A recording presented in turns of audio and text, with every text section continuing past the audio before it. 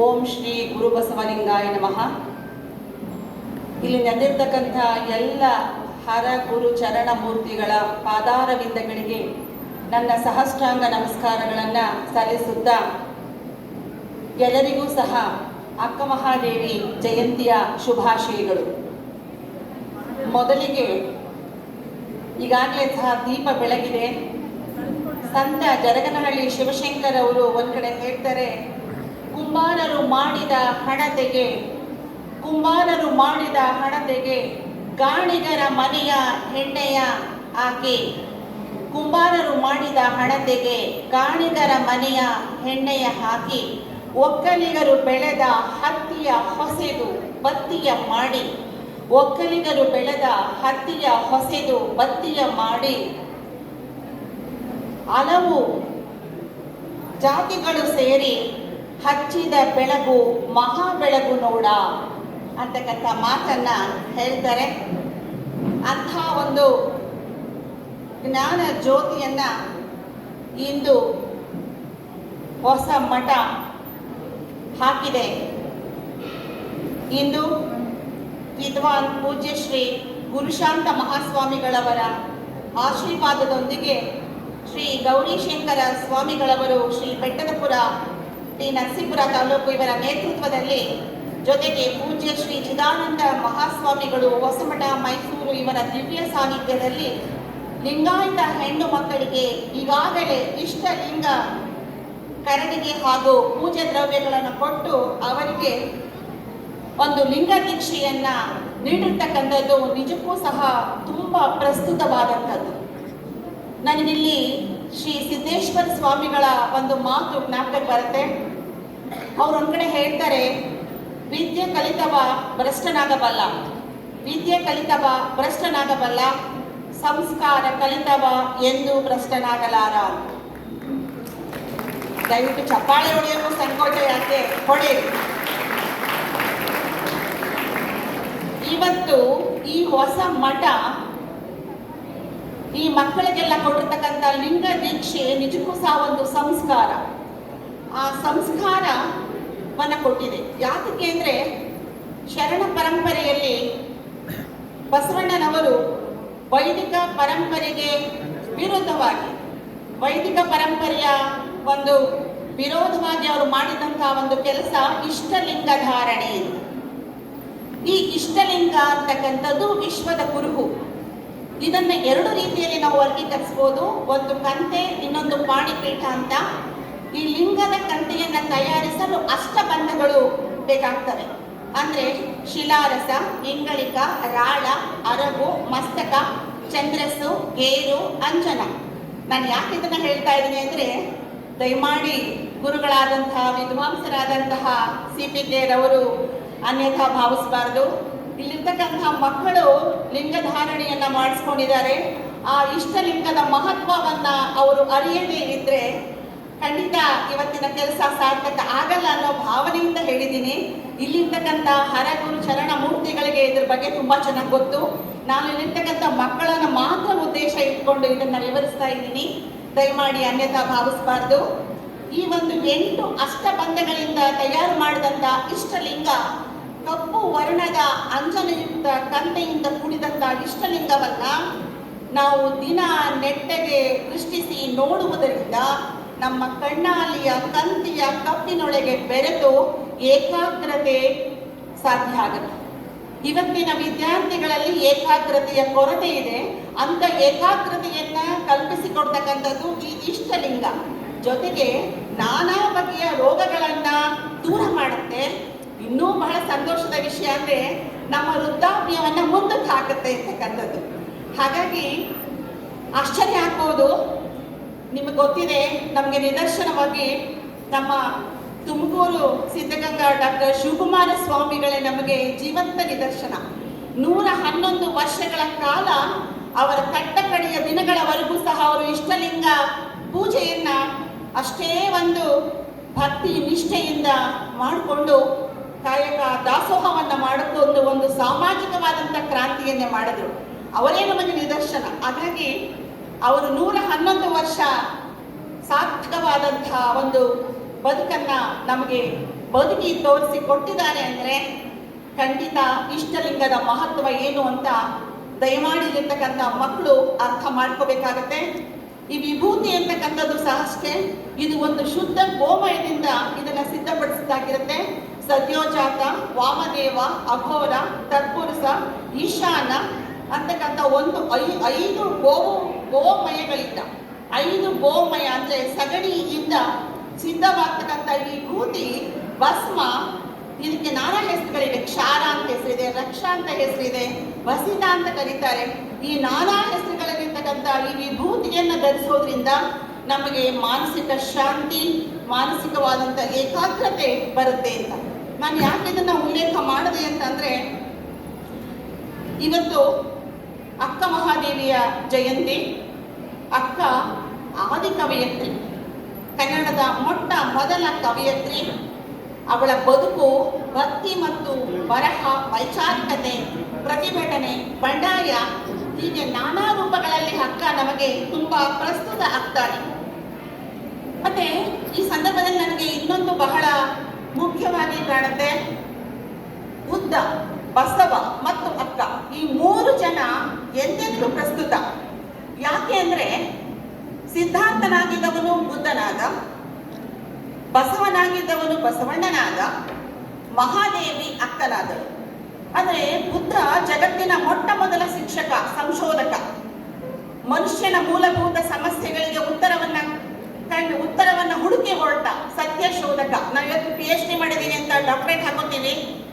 ಬುದ್ಧನಿಗೆ ಯಾವ ಡಾಕ್ಟರೇಟ್ ಕೊಟ್ಟರು ಕಡಿಮೆನೆ. ಯಾಕೆಂದ್ರೆ ಬದುಕಿನ ಮೂಲಭೂತ ಸಮಸ್ಯೆಗಳಿಗೆ ಉತ್ತರವನ್ನು ಕಂಡುಕೊಂಡು ಹೋದವನು ಮತ್ತೆ ಬದುಕಿನ ಕಡೆನೆ ಮುಖ ಮಾಡ್ತಾನೆ. ಹೀಗಾಗಿ ಮತ್ತೆ ಬಸವಣ್ಣ ಒಂದು ಅದ್ಭುತ ಶಕ್ತಿ.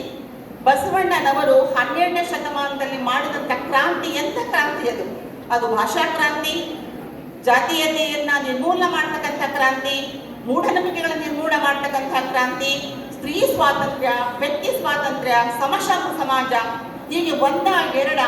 ಇವತ್ತು ನಾವು ಕನ್ನಡವನ್ನ ಉಳಿಸ್ಕೊಳ್ಳೋಕೆ ಸಾಕಷ್ಟು ಹೋರಾಟವನ್ನ ಮಾಡ್ತಾ ಇದ್ದೀವಿ. ಆದರೆ ಬಸವಣ್ಣನವರು ಸಂಸ್ಕೃತ ಭೂಯಿಷ್ಠವಾದಂತಹ ಹಳಗನ್ನಡದಿಂದ ವಿಮುಕ್ತಿ ಹೊಂದಿ ಆಡು ಭಾಷೆಯಲ್ಲಿ ವಚನಗಳನ್ನು ರಚನೆ ಮಾಡಿದ್ರು. ದಯಮಾಡಿ ಇರ್ತಕ್ಕಂಥ ವಿದ್ಯಾರ್ಥಿನಿಯರು ಕೇಳಬೇಕಾಗುತ್ತೆ, ಕನ್ನಡ ಭಾಷೆಯನ್ನ ಉಳಿಸುವ ಕೆಲಸವನ್ನ 12ನೇ ಶತಮಾನದಲ್ಲಿ ಅವರು ಆಡು ಭಾಷೆಯ ಮೂಲಕ ವಚನಗಳನ್ನ ಅವರು ಕಟ್ತಾರೆ. ಹಾಗೆ ಸ್ತ್ರೀ ಸ್ವಾತಂತ್ರ್ಯವನ್ನ ಅವರು ನೀಡ್ತಾರೆ. ನಮಗೆ ಗೊತ್ತಿದೆ, ಅಕ್ಕನನ್ನ ಒಳಗೊಂಡಂತೆ 33 ಶರಣೆಯರನ್ನ ನಾವು ಕಾಣ್ತೀವಿ. ಹೀಗಾಗಿ ಅಕ್ಕ ನಮಗೆ ಯಾಕೆ ಈ ಒಂದು ಅಕ್ಕ, ಬಸವಣ್ಣ, ಬುದ್ಧ ಯಾಕೆ ನಮಗೆ ಬಹಳ ಮುಖ್ಯವಾಗಿ ಕಾಣ್ತಾರೆ ಅಂದ್ರೆ, ಅಧಿಕಾರವಿದ್ದು ಸಂಪತ್ತಿದ್ದು ಬಸವಣ್ಣ ಅದ್ರ ಜೊತೆ ಇದ್ದು ಸಹ ಅಂಟಂಗೆ ಇದ್ದಂಥ ಒಬ್ಬ ದಾರ್ಶನಿಕ, ಶರಣ, ಸಂತ. ರೋಮಾಂಚನವಾಗುತ್ತೆ, ಸಾಧ್ಯನ ಇದು ಇವತ್ತಿಗೆ ಅಂತ ಹೇಳಿ ಬಸವಣ್ಣ. ಹಾಗೆ ಸಿದ್ಧಾರ್ಥ ಒಬ್ಬ ರಾಜಕುಮಾರನಾಗಿ ಎಲ್ಲ ಐಷಾರಾಮಿ ಜೀವನದ ಒಳಗಿದ್ದು ಸಹ ಅದರಿಂದ ವಿಮುಕ್ತಿ ಹೊಂದಿ ಆತ ಹೋಗ್ತಾನೆ. ಕುವೆಂಪು ಒಂದ್ ಕಡೆ ಹೇಳ್ತಾರೆ, ಬುದ್ಧ ಬುದ್ಧ ಬುದ್ಧ ಜಗವೆಲ್ಲ ಮಲಗಿರಲು ಇವನೊಬ್ಬನೇ ಇದ್ದ ಅಂತಕ್ಕಂಥ ಮಾತನ್ನ ಹೇಳ್ತಾರೆ. ಬುದ್ಧ ನಿದ್ದೆಯಿಂದ ಎದ್ಬಿಟ್ನೆ? ಖಂಡಿತ ಇಲ್ಲ, ನಿದ್ದೆ ಇಲ್ಲದೆ ಹೇಳಲಿಲ್ಲ. ಈ ಬದುಕಿನ ಮೂಲಭೂತ ಸಮಸ್ಯೆಗಳಿಗೆ ಉತ್ತರವನ್ನ ಕಂಡುಕೊಂಡು ಹೊರಟ. ನೋಡಿ, ಎಲ್ಲವೂ ಇತ್ತು, ಯಾವುದಕ್ಕೂ ಅಂಟುಕೊಳ್ಳದೇನೆ ಬುದ್ಧ ಸಿದ್ಧಾರ್ಥ ಹೊರಡ್ತಾನೆ, ಬುದ್ಧನಾಗ್ತಾನೆ. ಬುದ್ಧ ಅಂದ್ರೇನು? ಜ್ಞಾನಿ ಅಂತ. ಇವತ್ತು ನಾವು ತುಂಬಾ ಓದ್ಕೋತೀವಿ, ಆದ್ರೆ ನಮ್ಗೆ ಅರಿವೇ ಇರಲ್ಲ. ಯಾವ ಮಟ್ಟಿಗೆನ ಅರಿವು? ತಂದೆ ತಾಯಿಯನ್ನ ಪ್ರೀತಿಯಿಂದ ನೋಡ್ಕೊಳ್ಬೇಕು ಅಂತಕ್ಕಂಥ ಒಂದು ಕನಿಷ್ಠ ಅರಿವು ಸಹ ಇವತ್ತಿನ ಕೆಲವು ಯುವ ಸಮುದಾಯಗಳಿಗೆ ಇರಲ್ಲ ಅಂತ ದೊಡ್ಡ ದುರಂತ. ಹಾಗಾಗಿ ಅಕ್ಕ ಯಾಕೆ ಈ ನಿಟ್ಟಿನಲ್ಲಿ ಮುಖ್ಯ ಆಗ್ತಾಳೆ ಅಂದ್ರೆ, ಅಕ್ಕನಿಗೂ ಸಹ ಅಷ್ಟೇ, ಅವಳು ಇಚ್ಛಾಶಕ್ತಿ, ಕ್ರಿಯಾಶಕ್ತಿ, ಜ್ಞಾನಶಕ್ತಿಯ ಮೂಲವಾದ ಶಿವನ ಕಡೆಗೆ ಅವಳ ಒಲವಿದೆ. ಅಂದ್ರೆ ಇಲ್ಲಿ ಅಕ್ಕ ಸ್ತ್ರೀ ಸ್ವಾತಂತ್ರ್ಯ ಅಂದ್ರೆ ಮೊದಲ ಬಾರಿಗೆ ಅವಳು ಈ ಒಂದು ಸಾಂಪ್ರದಾಯಿಕವಾದಂತಹ ಒಂದು ವ್ಯವಸ್ಥೆಯನ್ನ ಧಿಕ್ಕಾರವನ್ನ ಮಾಡಿದ್ಲು, ವಿರೋಧಿಸಿದ್ಲು. ಅದು ಸುಲಭ ಅಲ್ಲ. ಯಾಕೆಂದ್ರೆ ಇವತ್ತು ಸಹ ನಾವು ಎಷ್ಟೋ ಹೆಣ್ಣು ಮಕ್ಕಳಿಗೆ, ತುಂಬಾ ಕುಗ್ರಾಮದಿಂದ ಬರ್ತಕ್ಕಂಥ ಹೆಣ್ಣು ಮಕ್ಕಳಿಗೆ ಅವರು ಹೆಚ್ಚಿನ ಶಿಕ್ಷಣವನ್ನು ಪಡಿಬೇಕು ಅಂದಾಗ ಇಂಥ ನಮ್ಮ ಸಿದ್ಧಗಂಗಾ ಮಠ, ಸುತ್ತೂರು ಮಠ, ಹಾಗೆ ನಮ್ಮ ಈ ಹೊಸ ಮಠಗಳು ಎಂಥ ಒಂದು ಶರಣ ಸಂಸ್ಕೃತಿಯನ್ನ ಮುಂದುವರಿಸ್ಕೊಂಡು ಬರ್ತಾ ಇದೆ ಅಂದ್ರೆ, ಇಲ್ಲಿ ಓದ್ತಕ್ಕಂಥ ಮಕ್ಕಳು ಪುಣ್ಯ ಮಾಡಿದ್ದಾರೆ, ಓದ್ತಾ ಇದ್ದಾರೆ, ಬದುಕನ್ನು ಕಟ್ಕೊಳ್ತಾ ಇದ್ದಾರೆ.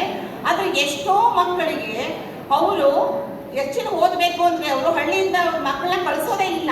ಯಾಕೆಂದ್ರೆ ಹೆಣ್ಣು ಮಕ್ಕಳು ಸ್ವಲ್ಪ ರೂಪವಂತೆ ಆಗಿದ್ರಂತೂ ಮುಗ್ದೇ ಇರ್ತದೆ, ಆಗ್ಲೇ ಮದುವೆಗೆ ಏರ್ಪಾಡು ಮಾಡ್ಬಿಡ್ತಾರೆ.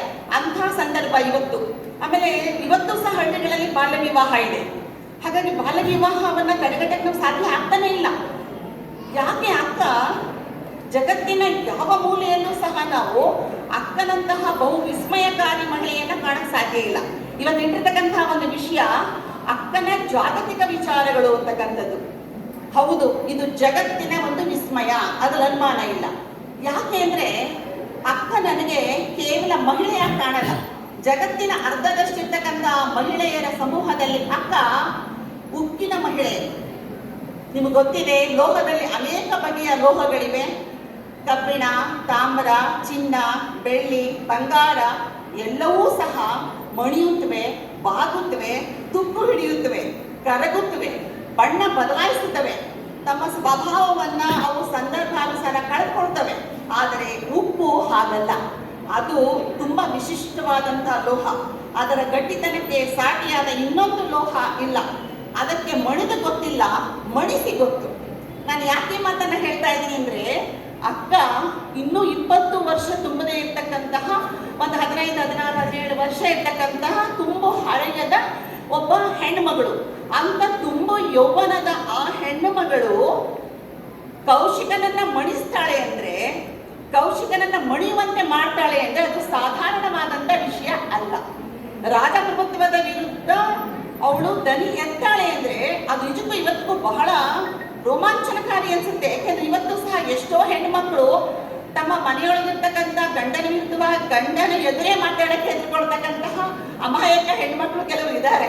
ಅದು ಭಾವಿಸ್ಬೇಡಿ. ಹಾಗಾಗಿ ಇಲ್ಲಿ ಅದ್ರ ಹತ್ರ ತುಪ್ಪು ಸುರಿಯೋದಿಲ್ಲ. ಅಂದ್ರೆ ಉಪ್ಪು ತನ್ನ ಮೂಲ ಗುಣ ಸ್ವಭಾವವನ್ನೆಂದು ಅದು ಕಳ್ಕೊಳ್ಳಲ್ಲ. ತೂಕದಲ್ಲೂ ಸಹ ಅಷ್ಟೇ, ಅದು ಬಹಳ ಘನವಾದಂಥ ವಸ್ತು. ಎಲ್ಲಿ ತೂಗಿದ್ರು, ಯಾವ ತಕ್ಕಡಿ ಇಟ್ಟು ತೂಗಿದ್ರು ಸಹ ಅದು ಕಳಗಲ್ಲ, ಕರಗುವ ಲೋಹ ಅಲ್ಲ. ಅಕ್ಕ ಮಹಾದೇವಿ 12ನೇ ಶತಮಾನದಲ್ಲಿ ಕಂಡು ಬರ್ತಕ್ಕಂಥ ಒಂದು ಜೀವಂತ ಗಟ್ಟಿ ಲೋಹ. ಅಕ್ಕ ಘನವಾದ ವ್ಯಕ್ತಿತ್ವ ಇರ್ತಕ್ಕಂಥವಳು. ನಾನು ಯಾಕೆ ಮಾತು ಹೇಳಕ್ ಇಷ್ಟಪಡ್ತೀನಿ ಅಂದ್ರೆ, ಅವಳ ವ್ಯಕ್ತಿತ್ವ ಬಹಳ ಘನ. ಅದಕ್ಕೆ ಸರಿ ಒಂದೊಂದು ಬಹುಶಃ ಜಗತ್ತಿನ ಇತಿಹಾಸದಲ್ಲೇ ಮತ್ತೆ ಯಾವುದು ಇಲ್ಲ ಅಂತ ನಾನು ಭಾವಿಸ್ತೀನಿ. ಶಿವಮೊಗ್ಗ ಜಿಲ್ಲೆ ಬಳ್ಳಿಗಾವಿಯ ಹತ್ತಿರ ಇರ್ತಕ್ಕಂತಹ ಉಡುತಡಿ, ಇಂದಿನ ಉಡುಗಣಿ ಅಂತಕ್ಕಂಥದ್ದು ಆಕೆಯ ಹುಟ್ಟೂರು. ನಿರ್ಮಲಾ ಶೆಟ್ಟಿ ಸುಮತಿಯ ಒಬ್ಬಳೇ ಮಗಳು. ಅಲ್ಲಿನ ಒಬ್ಬ ಪಾಳೆಯಗಾರ ಕಸಪಯ್ಯ ಅಂತ ಹೇಳ್ತಾರೆ, ಅವನನ್ನೇ ಕೌಶಿಕ ಅಂತ ಹೇಳಿ ಕರೀತಾರೆ ಶೂನ್ಯ ಸಂಪಾದನೆಯಲ್ಲಿ. ಈ ಒಂದು ಯಾಕೆ ಅಕ್ಕನಿಗೆ ಬಾಲ್ಯದಲ್ಲಿ ಯಾವ ಪ್ರಭಾವದಿಂದ ಅಕ್ಕ ಆಧ್ಯಾತ್ಮಿಕತೆಯ ಕಡೆ ಅವಳು ಒಲವರಿತು ಅಂತಂದ್ರೆ, ಈಗ ಬಹಳಷ್ಟು ಮಕ್ಕಳಿಗೆ ಮದುವೆಯ ಬಗ್ಗೆ ಆಸಕ್ತಿ ಇರೋದಿಲ್ಲ. ಅದು ತಪ್ಪು ಸರಿ ಅಂತ ಹೇಳಕ್ಕಾಗಲ್ಲ. ಒಂದು ಉದಾಹರಣೆ ಹೇಳಬೇಕಂದ್ರೆ, ಮೈಸೂರಿನಲ್ಲಿ ಅಕ್ಷಯ ಭಂಡಾರ ರಸ್ತೆನಲ್ಲಿ ಒಂದು ಚವಿ ಒಂದು ಸ್ಲಿಪ್ಪರ್ ಅಂಡ್ ಸೇಟು ಅಂಗಡಿ ಇದೆ. ಆ ಸೇಟು ಹುಡುಗರಿಗೆ ಅವ್ರಿಗೆ ಆ ಅಂಗಡಿಯ ಮಾಲೀಕನಿಗೆ 2 ಹೆಣ್ಣುಮಕ್ಕಳು. ಅದರಲ್ಲಿ 2ನೆಯ ಹುಡುಗಿ ಒಂದು 8 ವರ್ಷ ಇರ್ಬೋದೇನೋ.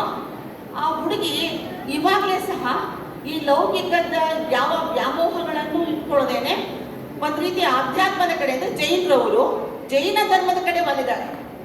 ನಾನು ಯಾವುದೋ ಕತೆ ಹೇಳ್ತಿಲ್ಲ, ಮೈಸೂರಿನ ವಿಷಯ ಹೇಳ್ತಿರೋದು. ಬಹಳ ಪರಿಚಿತರು ನನಗೆ ಅವರು. ನಾನು ಕೇಳಿದೆ, ಅಯ್ಯೋ ಇದೇನು ಸರ್ 7-8 ವರ್ಷಕ್ಕೆ? ಹೌದು ಮೇಡಮ್, ಅವಳಿಗೆ ನಮ್ಮ ಮನೆ ಕಡೆ ಈ ಲೋಕದ ಬಗ್ಗೆ ಯಾವುದೇ ಇದಿಲ್ಲ. ಅವಳಿಗೆ ಜೈನ ಧರ್ಮ, ನಮ್ಮ ಧರ್ಮಗುರುಗಳ ಹತ್ರ ಬಿಟ್ಬಿಟ್ಟಿದ್ದಾರೆ ಅವರೀಗ. ಯಾಕೆಂದ್ರೆ ಇದು ಇಚ್ಛಾ ಸ್ವಾತಂತ್ರ್ಯ. ಈಗ ಇಷ್ಟ ಇಲ್ಲದೆ ಇರ್ತಕ್ಕಂಥ, ಇವತ್ತು ನೀವು ಅನ್ಬೋದು ತುಂಬಾ ಜನ ವಿವಾಹ ವಿಚ್ಛೇದನಗಳಾಗ್ತಾ ಇದೆ. ಯಾಕೆಂದ್ರೆ ಇಷ್ಟವೇ ಇರಲ್ಲ, ಮದುವೆ ಇಷ್ಟ ಇರಲ್ಲ. ಬಲವಂತಕ್ಕೆ ವಯಸ್ಸಿಗೆ ಬಂದು ಅಂತ ಮದುವೆ ಮಾಡಿಬಿಟ್ಟು ಆ ಹೆಣ್ಣು ಮಗಳನ್ನ, ಆ ಗಂಡು ಮಗಳು ಇಬ್ಬರು ಜೀವನನೂ ನಾವು ನರಕಕ್ಕೆ ನುಗ್ತೀವಿ. ಇಷ್ಟವಿದ್ದಕ್ಕಂಥ ಕೆಲಸ ಎಷ್ಟೇ ಕಷ್ಟ ಇದ್ರೂ ಮನುಷ್ಯ ಸಾಧಿಸ್ತಾನೆ. ಇಷ್ಟ ಇಲ್ಲ ಅಂದಾಗ ಕೆಲಸ ಮಾಡೋಕ್ಕಾಗಲ್ಲ. ಹಾಗಾಗಿ ಇವತ್ತು ಮೈಸೂರಿನಲ್ಲಿ ಅಂಥ ಹೆಣ್ಣು ಮಕ್ಕಳು ತುಂಬಾ ಜನ ಆ ಥರ ಒಂಥರ ಅಧ್ಯಾತ್ಮದ ಕಡೆ ಒಲಿದಿರೋದನ್ನ ನಾವು ಕಾಣಬಹುದು ಅಂತೇಳಿ. ಹಾಗಾಗಿ ಅಕ್ಕನಿಗೆ ಏನಿರಬಹುದು, ಯಾವ ಒಂದು ಮಲ್ಲಿಕಾರ್ಜುನ ಗುರುಗಳು ಅಂತಕ್ಕಂಥ ಗುರುಗಳ ಪ್ರಭಾವ ಅವಳದಾಗಿದೆ. ಮತ್ತು ಅದೇ ಊರಿನಂತಹ ಮಲ್ಲಿಕಾರ್ಜುನ ಗುಡಿ ಅವಳಿಗೆ ಗೊತ್ತಿದೆ. ಹೀಗಾಗಿ ನಮಗೆ ಆಶ್ಚರ್ಯ ಪಡಬೇಕಾದ ಅವಶ್ಯಕತೆ ಇಲ್ಲ ಅಕ್ಕನ ನಿಲುವಿಗೆ. ಯಾಕೆಂದ್ರೆ ನಿಮಗೆ ಗೊತ್ತಿದೆ, ಅಮೆರಿಕದಂತಹ ದೊಡ್ಡ ದೇಶದ ಅಧ್ಯಕ್ಷನಾಗಿದ್ದಂತಹ ಅಬ್ರಹಾಂ ಲಿಂಕನ್ ಸಹ ಕಟ್ಟಿಗೆ ಕಡಿದು ಮಾಡಿ ಮನೆಗೆ ಪತ್ರ ತಲುಪಿಸ್ತಕ್ಕಂಥ ಅಂಚೆ ಕೆಲಸ ಮಾಡ್ತಕ್ಕಂಥ ಒಬ್ಬ ಸಾಮಾನ್ಯ ವ್ಯಕ್ತಿ ಅಮೆರಿಕದ ಅಧ್ಯಕ್ಷನಾಗಿದ್ದು ಇತಿಹಾಸ. ಅದು ನಾವು ಸುಳ್ಳು ಅಂತ ಹೇಳಕ್ಕಾಗಲ್ಲ. ಹಾಗೆ ಬಾಲ್ಯದಲ್ಲೇ ತಂದೆಯ ಜೇಬಿನಿಂದ ಹಣ ಕಲಿತಿದ್ದಂತಹ ಗೆಳೆಯರ ಸಹವಾಸದಿಂದ ಹಲವಾರು ದುಶ್ಚಟಗಳಿಗೆ ಬಲಿಯಾಗಿದ್ದಂತಹ ಮಹಾತ್ಮ ಗಾಂಧೀಜಿ ಹರಿಶ್ಚಂದ್ರ ನಾಟಕವನ್ನು ನೋಡಿ ಸುಳ್ಳು ಹೇಳೋದನ್ನ ಬಿಟ್ಟು ಸತ್ಯದ ಹಾದಿ ಹಿಡಿದಿದ್ದು ಅದು ಸಹ ದೊಡ್ಡ ಇತಿಹಾಸ. ಹಾಗೆ ಕುಡಿಯಲು ಬೊಗಸೆ ನೀರು ಸಿಕ್ಕದೆ ಅವಮಾನಿತನಾಗಿ ಅಸ್ಪೃಶ್ಯತೆಯಿಂದಾಗಿ ನೊಂದು ಬೆಂದು ಕುಗ್ಗಿ ಒಬ್ಬ ಮೂಲೆ ಬಿದ್ದುಕೊಂಡಂತ ಒಬ್ಬ ಬಾಲಕ ಮುಂದೆ ಇಂಥ ಶೋಷಣಾ ಮುಕ್ತ ಸಮಾಜ ರಚನೆಗೆ ಸಂವಿಧಾನ ರಚನೆಯಲ್ಲಿ ಮುಂದಾಳತ್ವವನ್ನು ವಹಿಸಿದಂತ ಅಂಬೇಡ್ಕರ್ ಬದುಕಿನ ಒಂದು ಚಮತ್ಕಾರವನ್ನು ನಾವು ಮರೆಯಲಿಕ್ಕೆ ಸಾಧ್ಯ ಇಲ್ಲ. ಹಾಗೆ ತಂದೆ ತಾಯಿಯನ್ನ ಬಾಲ್ಯದಲ್ಲಿಯೇ ಬಿಟ್ಟುಕೊಟ್ಟು ಮನೆಯಿಂದ ಹೊರಟ ಮಕ್ಕಳಿಬ್ಬರು ಅಂದ್ರೆ ಅಕ್ಕನಾಗಮ್ಮ ಮತ್ತು ಬಸವಣ್ಣ ಇಬ್ಬರು ಸಹ ದೊಡ್ಡ ಶರಣ ಪರಂಪರೆಯನ್ನ ಕಟ್ಟಿದ್ದನ್ನು ನಾವು ಮರೀಲಿಕ್ಕೆ ಸಾಧ್ಯ ಇಲ್ಲ. ಹಾಗಾಗಿ ಈ ನಿರ್ಮಲ ಶೆಟ್ಟಿ ಮತ್ತು ಸುಮತಿ ಎಂಬ ಸಾಮಾನ್ಯ ದಂಪತಿಗಳ ಉದರದಿಂದ ಜನಿಸಿದಂತಹ ಮಹಾದೇವಿ ಎಳೆಯ ವಯಸ್ಸಿಗೆ ಕೌಶಿಕನ ಒಂದು ರಾಜಸತ್ತೆಯನ್ನು ವಿರೋಧ ಮಾಡ್ತಾಳೆ. ಇದು ನಮಗೆ ಗೊತ್ತಿದೆ. ಕೌಶಿಕನ ಕಣ್ಣಿಗೆ ಒಂದು 3 ಪ್ರಸಂಗ. ಒಂದು, ಅವಳ ಬಾಲ್ಯದ ದಿನಗಳಲ್ಲಿ ಅವಳು 15-16 ವರ್ಷ ವಯಸ್ಸಿಗೆ ಬಂದ ತಕ್ಷಣ ಅವಳು ಒಮ್ಮೆ ಕೌಶಿಕನ ಕಣ್ಣಿಗೆ ಬಿದ್ದದ್ದು, ಕೌಶಿಕ ಅವಳನ್ನ ಮೆಚ್ಚಿದ್ದು, ಮತ್ತೆ ಅವಳನ್ನ ಮದುವೆ ಆಗಲು ಅವನ ಕಡೆಯವರನ್ನ ಕಳಿಸಿದ್ದು. ಇದೆಲ್ಲವನ್ನ ನೋಡಿದಾಗ ಅವಳಿಗೆ ಇದಿಲ್ಲ, ಏನೋ ಅದ್ರ ಬಗ್ಗೆ ಅವಳಿಗೆ ಒಲವಿಲ್ಲ, ಆಸ್ತಿ ಇಲ್ಲ. ಹಾಗಾಗಿ ಅದನ್ನ ಹೇಗೆ ಅವಳು ವಿರೋಧ ಮಾಡಿದ್ಲು ಅಂತಂದಾಗ ನನಗನ್ಸುತ್ತೆ, ಭಾರತೀಯ ಕವಿಯತ್ರಿ ಅನಸೂಯ ಸೇನಾಗುಪ್ತ ಒಂದ್ ಕಡೆ ಹೇಳ್ತಾರೆ ಮೌನ ಕವಿತೆಯ ಆರಂಭದಲ್ಲಿ, too many woman in too many countries, too many women in too many countries speak the same language of silence ಅಂತ. ಜಗತ್ತಿನ ಎಲ್ಲ ಹೆಣ್ಣು ಮಕ್ಕಳು, ತುಂಬಾ ಹೆಣ್ಣು ಮಕ್ಕಳು, ಎಲ್ಲ ಹೆಣ್ಣು ಮಕ್ಕಳು ಮಾತಾಡ್ತಾರೆ ಆ ಭಾಷೆನೇ ಮೌನ ಅಂತ. ಹಾಗೆ ಪಂಜಾಬಿ ಲೇಖಕಿ ಅಮೃತ ಪ್ರೀತಮ್ ಒಂದ್ ಕಡೆ ಹೇಳ್ತಾರೆ, ಜಗತ್ತಿನ ಎಲ್ಲ ಹೆಣ್ಣುಗಳು ಒಂದೇ ಭಾಷೆಯಲ್ಲಿ ಮಾತಾಡ್ತಾರೆ, ಆ ಭಾಷೆಯೇ ನೋವು ಅಂತ. ನಾನು ಯಾಕೆ ಈ ಮಾತನ್ನು ಉಲ್ಲೇಖ ಮಾಡ್ತಾ ಇದ್ದೀನಿ ಅಂದ್ರೆ, ಈ ನೋವು ಅನ್ನೋದು ಹೆಣ್ಣಿಗೆ ಬಹುಶಃ ವೃದ್ಧಾಗಿಂದನೇ ಅವಳ ಜೊತೆಗೆ ಅಂಟ್ಕೊಂಡು ಬಂದ್ಬಿಟ್ಟಿದೆ ಅನ್ಸುತ್ತೆ. ಅಕ್ಕ ಮಹಾದೇವಿ ಬಾಲ್ಯದಲ್ಲಿ ಅವಳು ಬಹಳ ತಂದೆ ತಾಯಿಯೊಂದಿಗೆ ಚನ್ನಮಾಲಿಕಾರ್ಜುನನ್ನ ಒಲಿದು ಅವಳು ಭಕ್ತಿಯ ಶಿಖರದಲ್ಲಿ ಇದ್ಲು. ಅಂಥವಳನ್ನ ಕೌಶಿಕ ಅವನು ಮೆಚ್ತಾನೆ, ಮೆಚ್ಚಿ ಮದುವೆ ಮಾಡ್ಕೋಬೇಕು ಅಂತ ಷರತ್ ಮಾಡ್ತಾನೆ. ಅವಳು ವಿರೋಧ ಮಾಡ್ತಾಳೆ, ಆದ್ರೆ ಅಷ್ಟು ಸುಲಭವಾಗಿ ವಿರೋಧ ಮಾಡೋಕ್ಕಾಗಲ್ಲ. ಕೊನೆಗೆ ಅವಳು ಒಂದು 3 ಷರತ್ತುಗಳನ್ನ ಅವಳು ಕೌಶಿಕನಿಗೆ ಹೇಳ್ತಾಳೆ. ನನ್ನ ಮದುವೆ ಆಗಬೇಕು ಅಂತ ನೀನಿದ್ರೆ ನನ್ನ ವೈಯಕ್ತಿಕ ಚಟುವಟಿಕೆಗಳಾದಂತಹ ಓದು, ಅಧ್ಯಯನ, ಧ್ಯಾನ ಮುಂತಾದಂಥ ಯಾವ ಕೆಲಸಕ್ಕೂ ನೀ ಅಡ್ಡಿ ಬರಬಾರ್ದು ಅನ್ನೋದು. ಎರಡನೇದಾಗಿ, ತನ್ನನ್ನು ಕಾಣಲು ಬರ್ತಕ್ಕಂಥ ಗುರುಜಂಗಮ ಮೂರ್ತಿಗಳ ಒಂದು ಜಿಜ್ಞಾಸುಗಳಿಗೆ ನೀನು ಯಾವತ್ತೂ ಅಡ್ಡಿ ಬರಬಾರ್ದು ಅಂತ. ಮೂರನೇದಾಗಿ, ತನ್ನ ಒಪ್ಪಿಗೆ ಇಲ್ಲದೆ ನೀನು ಎಂದೂ ನನ್ನನ್ನ ಸ್ಪರ್ಶಿಸಬಾರ್ದು ಅಂತೇಳಿ. ಈ ತರ 3 ಷರತ್ತುಗಳನ್ನ ಹಾಕ್ತಾಳೆ. ಕೌಶಿಕನ ಗೊತ್ತಿದೆ, ಎಷ್ಟಾದ್ರೂ ಗಂಡ ಅಲ್ವಾ, ಇವಳೇನ್ ಮಹಾ ಮಾಡ್ತಾಳೆ, ಸುಮ್ಮನೆ ಹೂ ಅಂತ ಹೇಳಿ ಒಪ್ಕೊಂಡ್ಬಿಡೋಣ, ಮದುವೆ ಆದ್ಮೇಲೆ ನನ್ನ ಅಂತಸ್ತು, ಶ್ರೀಮಂತಿಕೆ, ಅಧಿಕಾರಕ್ಕೆ ಸಾಮಾನ್ಯ ಗೊತ್ತಿದೆ. ಇವತ್ತು ನಾವು ಸಹ ವೇದಿಕೆಯಲ್ಲಿ ಮಾತಾಡ್ತೀವಿ, ಈ ವ್ಯಾಮೋಹವನ್ನು ಬಿಡಕ್ಕಾಗಲ್ಲ, ಬಟ್ಟೆಯ ವ್ಯಾಮೋಹ ಬಿಡಕ್ಕಾಗಲ್ಲ, ಅಲಂಕಾರದ ವ್ಯಾಮೋಹ ಬಿಡಕ್ಕಾಗಲ್ಲ, ಅಷ್ಟೇ ಯಾಕೆ ಒಡವೆಯ ವ್ಯಾಮೋಹ ಬಿಡಕ್ಕಾಗಲ್ಲ, ಆಮೇಲೆ ಕುಟುಂಬದ ವ್ಯಾಮೋಹವನ್ನು ಬಿಡಕ್ಕಾಗಲ್ಲ. ನಮಗೆ ಆಗ್ತಾ ಇಲ್ಲ, ಸಾಧ್ಯ ಆಗ್ತಿಲ್ಲ, ನಾವೆಲ್ಲ ಸಾಮಾನ್ಯರು. ಆತರ ಇರುವಾಗ ಕೌಶಿಕ ಲೆಕ್ಕಾಚಾರ ಅಂತ, ಇವಳು ಹೇಳ್ತಾಳೆ, ಹೇಳ್ಕೊಳ್ಳಿ ಪರವಾಗಿಲ್ಲ, ನೋಡ್ಕೊಳ್ಳೋಣ ಅಂತ ಹೂ ಅಂತ ಹೇಳ್ಬಿಡ್ತಾನೆ. ಯಾಕೆಂದ್ರೆ ಅವ್ನಿಗೆ ಗೊತ್ತಿದೆ, ಈಗಾಗಲೇ ಕೌಶಿಕ ಒಬ್ಬ ಪಾಳೆಯಗಾರ ಆದ್ರಿಂದ ಅವನ ಅಂತಃಪುರದಲ್ಲಿ ಬೇಕಾದಷ್ಟು ಜನ ಹೆಣ್ಣುಮಕ್ಳು, ಅಂದ್ರೆ ಅವನಿಗೆ ಒಲಿದು ಬಂದಂತಹ, ಅವನ ಒಂದು ಕಣ್ಸನ್ನಿಗೆ ಒಲಿದಂತಹ ಬಹಳಷ್ಟು ಜನ ಇದ್ದಾರೆ. ಅವನಿಗೆ ಗೊತ್ತಿದೆ ಎಲ್ಲ ಹೆಣ್ಮಕ್ಳು ಒಡವೆ, ಬಂಗಾರ, ರೇಷ್ಮೆ ವಸ್ತ್ರ ಬೀಳದೆ ಇರ್ತಾರೆ, ಇವಳು ಹಾಗೆ ನಿಂತ್ಕೊಂಡು ಮುಂದುವರೆದ. ಆದ್ರೆ ಬಹಳ ವಿಶಿಷ್ಟ ಅಂದ್ರೆ ಅಕ್ಕ ಅದಕ್ಕೆ ಒಪ್ಪಲಿಲ್ಲ. ಮದುವೆಯನ್ನು ಆಯಿತು. ಇಲ್ಲಿ ಒಂದು ಮಾತು ನನಗೆ ಬಹಳ ಮುಖ್ಯ ಆಗುತ್ತೆ. ಹೆಣ್ಣು ಮಕ್ಕಳು ಎಷ್ಟು ಸಾಮರ್ಥ್ಯ ಇರುತ್ತೆ ಹೆಣ್ಣು ಮಕ್ಕಳಿಗೆ ಅಂದರೆ, ಬೈ ಬರ್ತ್ ಸಹ ಅವ್ರಿಗೆ ಒಂದು ರೀತಿ ಮಲ್ಟಿ ಟ್ಯಾಲೆಂಟೆಡ್ ಒಂದು ಕೆಪಾಸಿಟಿ ಇರುತ್ತೆ ಅಂತ. ಅಂದರೆ ಏಕಕಾಲದಲ್ಲೇ ಹಲವು ಕೆಲಸವನ್ನು ಮಾಡ್ತಕ್ಕಂಥ ಒಂದು ಸಾಮರ್ಥ್ಯ ಹೆಣ್ಣುಮಕ್ಳು ಇರುತ್ತೆ ಅನ್ನೋದು ಸರ್ವೇ ಸಾಧಾರಣ.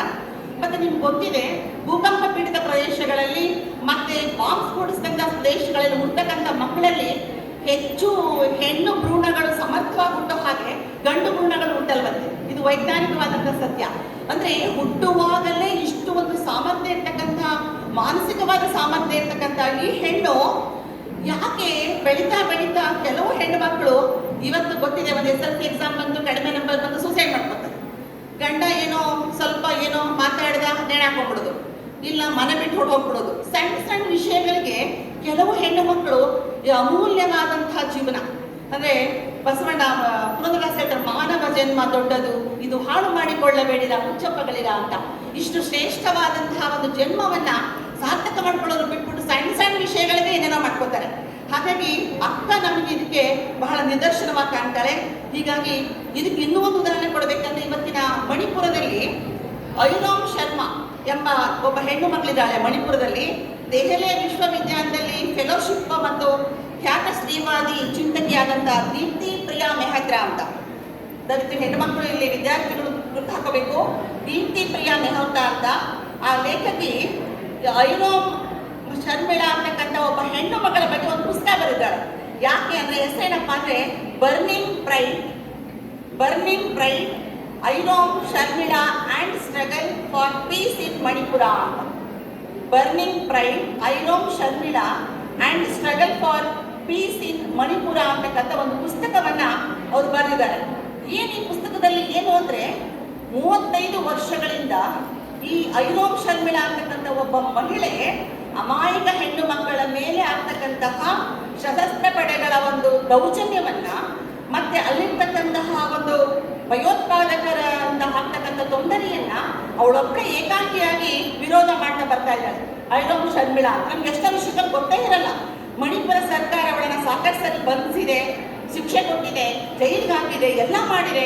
ಆದರೂ ಸಹ ಅವಳು ಬಗ್ಗಿಲ್ಲ. ನೋಡಿ, ಅಕ್ಕ ಮಹಾದೇವಿಯ ಕಾಲ ಆಗಿ ಎಷ್ಟು ವರ್ಷ ಆಗಿದೆ, ಅಕ್ಕ ಮಹಾದೇವಿ ಎಷ್ಟು ಪ್ರಸ್ತುತ ಆಗಿದ್ದಾಳೆ ಇವತ್ತು ನಮಗೆ ಅಂತಂದ್ರೆ, ಒಬ್ಬ ಐರೋಮ್ ಶರ್ಮಿಳಾ ಅಂತಕ್ಕಂಥ ಒಬ್ಬ ಸಾಮಾನ್ಯ ಹೆಣ್ಣು ಮಗಳು ಮಣಿಪುರದಲ್ಲಿ ತನ್ನ ಸಮುದಾಯದ ಹೆಣ್ಣು ಮಕ್ಕಳ ಒಂದು ಮಾನ ಮರ್ಯಾದೆಗೋಸ್ಕರ, ಅವರ ವ್ಯಕ್ತಿತ್ವಕ್ಕೋಸ್ಕರ ಹೋರಾಟ ಮಾಡಿಕೊಂಡು ಅವಳ ಜೀವನವನ್ನೇ ಮುಡುಪಾಟಿಗಿಡ್ತಾಳೆ ಅಂದರೆ, ನಿಜಕ್ಕೂ ಇವತ್ತು ಶರಣ ಸಂಸ್ಕೃತಿ ಎಂದೂ ಸಹ ಅದು ಶಾಶ್ವತ ಹೊರತು ಅದನ್ನು ಯಾರು ಏನು ಮಾಡ್ಲಿಕ್ಕೆ ಸಾಧ್ಯ ಇಲ್ಲ.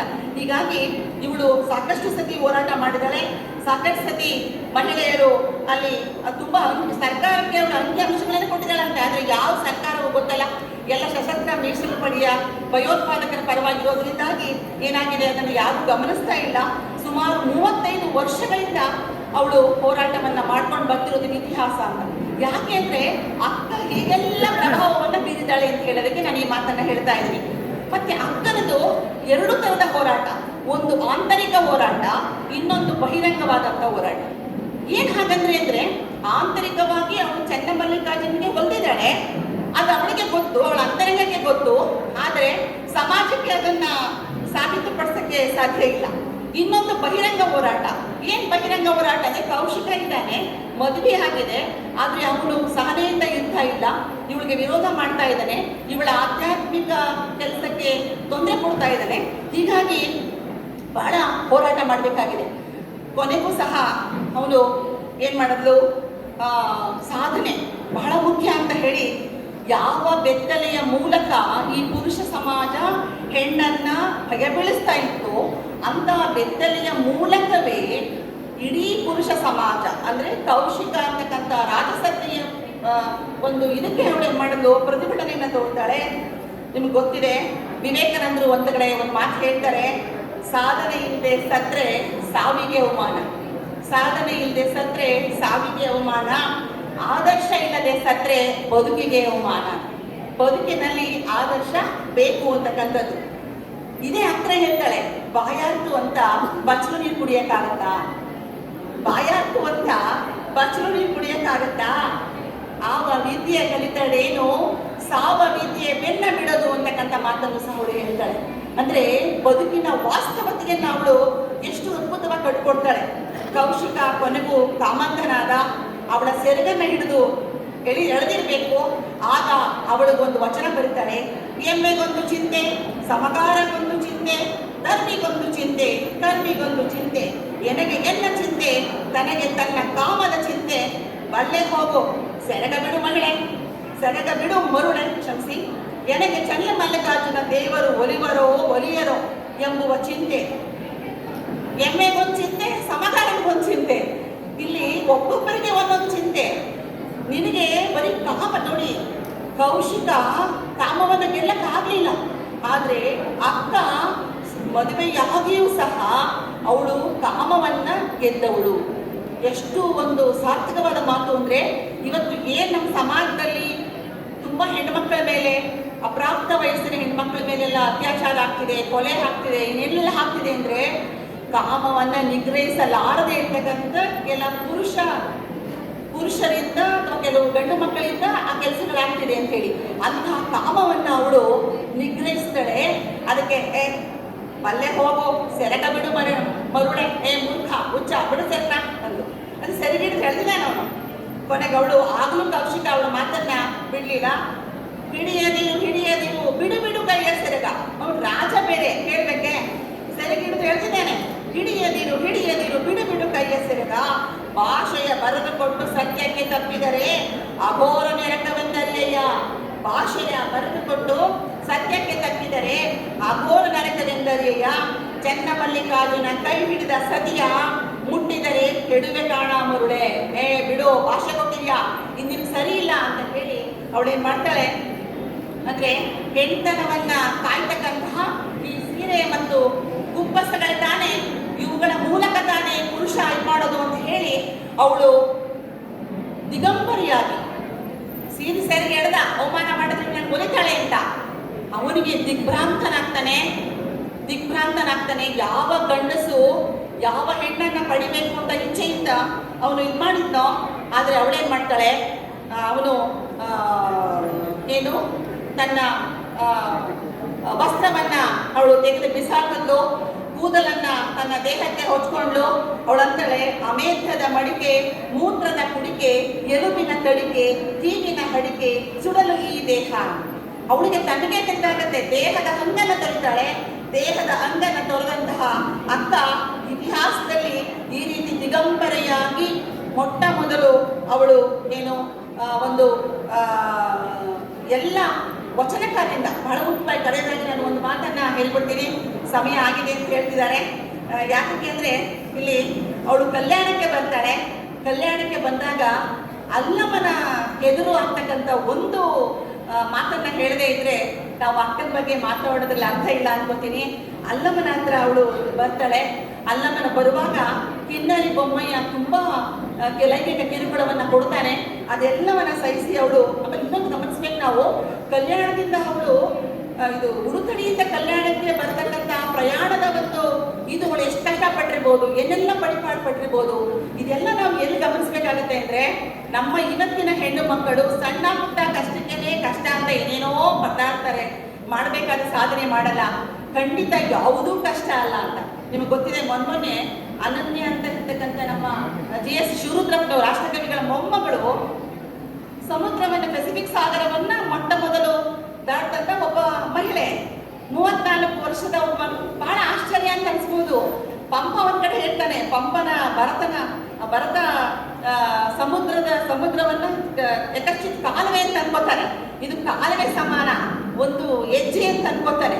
ಇದೇನಪ್ಪ ಇಷ್ಟು ಉತ್ಪ್ರೇಕ್ಷೆ ಅಂದ್ರೆ, ಇವತ್ತಿನ ಕಾಲದಲ್ಲಿ ಅಂತಹ ಸಮುದ್ರವನ್ನ ಒಬ್ಬ ಹೆಣ್ಣು ಮಗಳು ದಾಟ್ತಾಳೆ ಏಕಾಂಗಿಯಾಗಿ ಅಂದ್ರೆ, ಹೆಣ್ಣು ಮಕ್ಕಳಿಗೆ ಯಾವುದೇ ಸಾಧ್ಯ ಇಲ್ಲ, ಎಲ್ಲವೂ ಸಾಧ್ಯ. ಸಾಧಿಸುವ ಮನಸ್ಸು ಬೇಗ ಹೊರತು ಯಾವುದು ಕಷ್ಟ ಇಲ್ಲ. ಬಡತನ ಯಾವತ್ತೂ ಸಾಧನೆಗೆ ಅಡ್ಡಿ ಆಗಲ್ಲ. ಕೊಡುವುದನ್ನ ಮೊದಲು ನಾವು ಬಿಡಬೇಕು. ಒಂದೇ ಮಾತು ಕಡೆಯದಾಗಿ ಅವಳು ಹೇಳ್ತಾಳೆ, ಅಲ್ಲಮ್ಮನ ಜೊತೆ ಬಂದಾಗ ಅವಳಂತಾಳೆ, ಅವನು ಪ್ರಶ್ನೆ ಮಾಡ್ತಾನೆ, ಅಲ್ಲಮ್ಮ, ಅಲ್ಲಮ್ಮನಿಗೆ ಗೊತ್ತಿರ್ಲಿಲ್ವಾ ಜ್ಞಾನಿ ಎನ್ಬೋದು. ಆದ್ರೆ ಅಲ್ಲಮ್ಮ ಅನುಭವ ಮಂಟಪದ ಅಧ್ಯಕ್ಷರಾದಂತಹ ಅಲ್ಲಮ್ಮನಿಗೆ ಗೊತ್ತಿದೆ ಅಕ್ಕ ಎಂತ ತೇಜಸ್ವಿ, ಎಂತ ಸಮರ್ಥಳು ಅಂತ. ಆದ್ರೆ ಜನಗಳಿಗೆಲ್ಲ ಗೊತ್ತಾಗ್ಬೇಕಲ್ಲ. ಹಾಗಾಗಿ ಅವನು ಹೇಳ್ತಾನೆ, ಉದಮದದ ಯೌವನವನ್ನೊಳಗೊಂಡ ಸತಿ ನೀನು ಇತ್ತಲೇಕೆ ಬಂದೆಯೊಬ್ಬ. ಸತಿ ಎಂದರೆ ಮುನಿವರು ನಮ್ಮ ಶರಣರು. ನಿನ್ನ ಪತಿಯ ಕುರುಹು ಹೇಳಿರೆ ಬಂದು ಕುಳ್ಳಿರು. ನಿನ್ನ ಪತಿಯ ಕುರುಹು ಹೇಳಿರೆ ಬಂದು ಕುಳ್ಳಿರು. ಅಲ್ಲದಿರೆ ತೊಲಗು ತಾಯೇ. ನಮ್ಮ ಗುಹೇಶ್ವರನ ಶರಣರಲ್ಲ ಸಂಘ ಸುಖ ಸನ್ನಿಹಿತವ ಬಯಸುವರೇ.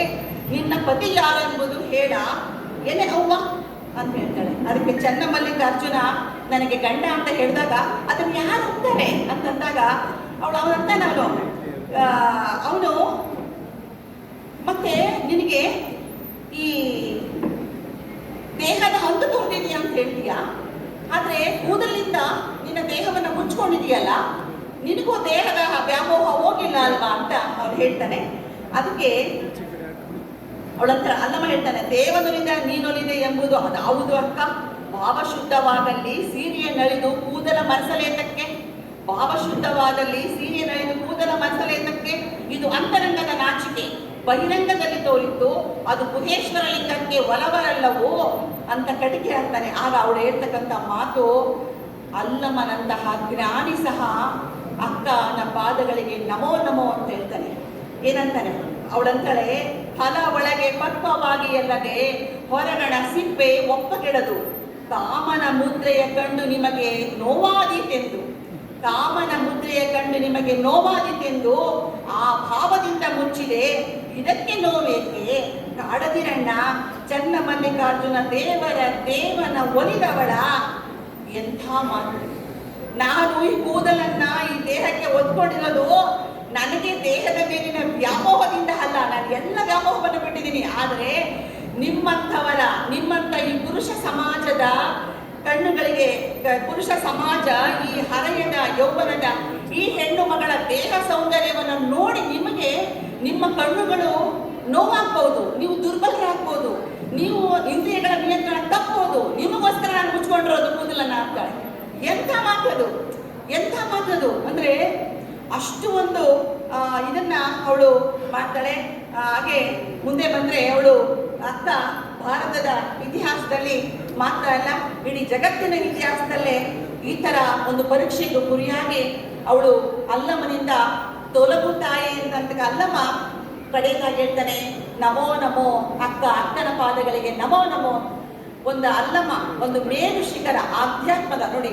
ಒಂದು ಅಕ್ಕ ಕೌಶಿಕನನ್ನ ರಾಜತ್ವದ ವಿರುದ್ಧವಾಗಿ ಕೌಶಿಕನನ್ನ ಸೋಲಿಸಿದ್ದು ಒಂದು ಲೌಕಿಕವಾದ ವಿಜಯ. ಅದೇ ಅಲ್ಲಮ್ಮನನ್ನ ತನ್ನ ಆಧ್ಯಾತ್ಮದ ಮೂಲಕ ಸೋಲಿಸಿದ್ದು ಅದೊಂದು ಆಧ್ಯಾತ್ಮಿಕ ವಿಜಯ. ಹೀಗಾಗಿ ಕಡೆಯದಾಗಿ ಅವಳು ಅಲ್ಲಮ್ಮ ಅವನು ಹೇಳ್ತಾನೆ, ಈಗಾಗಲೇ ಸರ್ಸ ಮಾತಾಡಿದ್ದಾರೆ. ಅಂದರೆ ನಾನು ಸುಮಾರು 1 ಗಂಟೆಗೆ ಸಿದ್ಧವಾಗಿ ಬಂದಿದ್ದೆ. ಸಮಯದ ಅಭಾವದಿಂದ ಅಕ್ಕನ ಬಗ್ಗೆ ಮಾತಾಡ್ತಾ ಹೋದರೆ ಖಂಡಿತ ಯಾವ ಸಮಯವೂ ಸಾಲಲ್ಲ. ಅಕ್ಕ ಪ್ರಸ್ತುತ ನಾನು ಕಡೆಯದಾಗ ಒಂದು ಮಾತೇನು ಹೇಳಬೇಕು ಇಷ್ಟಪಡ್ತೀನಿ ಅಂದರೆ, ಇವತ್ತಿನ ಹೆಣ್ಣು ಮಕ್ಕಳು ಅಂದರೆ ಸಂಸಾರ ಜೀವನವನ್ನು ಬಿಟ್ಬಿಟ್ಟು ಬನ್ನಿ ಅಂತಕ್ಕಂಥ ಮಾತಲ್ಲ. ನಿಮಗೆ ಇಚ್ಛಾಶಕ್ತಿ, ನಿಮಗೆ ಯಾವುದರಲ್ಲಿ ಇಚ್ಛೆ ಇದೆ, ಸ್ವಾತಂತ್ರ್ಯ ಇದೆ, ಸ್ವಾತಂತ್ರ್ಯವನ್ನು ಸದ್ಬಳಕೆ ಮಾಡ್ಕೋಬೇಕು, ನಮ್ಗೆ ಯಾವುದು ಇಷ್ಟವಿದೆ ಅದರಲ್ಲಿ ಮುಂದುವರಿಬೇಕು ಅಂತಕ್ಕಂಥದ್ದು. ಮತ್ತು ಅಧ್ಯಾತ್ಮ ಅನ್ನೋದು, ಧರ್ಮ ಅನ್ನೋದು ಮನುಷ್ಯನನ್ನ ಒಬ್ಬ ಸಂಸ್ಕಾರವಂತನಾಗಿ ಮಾಡುತ್ತೆ. ಅಂತಹ ಧರ್ಮವನ್ನ, ಆಧ್ಯಾತ್ಮವನ್ನ ನಾವು ಎಂದೂ ಸಹ ಮರಿಬಾರದು. ಧರ್ಮ ಅಧ್ಯಾತ್ಮ ಜೊತೆಗೆ ನಮ್ಮ ಬದುಕು ನಡಿಬೇಕು ಅಂತಕ್ಕಂಥ ಮಾತನ್ನ ಹೇಳ್ತಾ, ಇಷ್ಟು ಮಾತಾಡಲಿಕ್ಕೆ ಇಂಥ ಹರಗುರು ಚರಣ ಮೂರ್ತಿಗಳ ಎದುರುಗಡೆ ಮಾತಾಡಲಿಕ್ಕೆ ಅವಕಾಶ ಮಾಡಿಕೊಟ್ಟಂತ ಎಲ್ಲ ಹರಗುರು ಚರಣಮೂರ್ತಿಗಳ ಪಾದಾರವಿಂದಗಳಿಗೆ, ಮುಂದಿರ್ತಕ್ಕಂಥ ಎಲ್ಲ ನನ್ನ ವಿದ್ಯಾರ್ಥಿ ಮಿತ್ರರಿಗೆ, ಸಹೃದಯ ಬಂಧುಗಳಿಗೆ, ಶರಣೆಯರಿಗೆ ವಂದಿಸುತ್ತಾ ನನ್ನ ಮಾತನ್ನು ಮುಗಿಸ್ತೀನಿ. ಧನ್ಯವಾದಗಳು.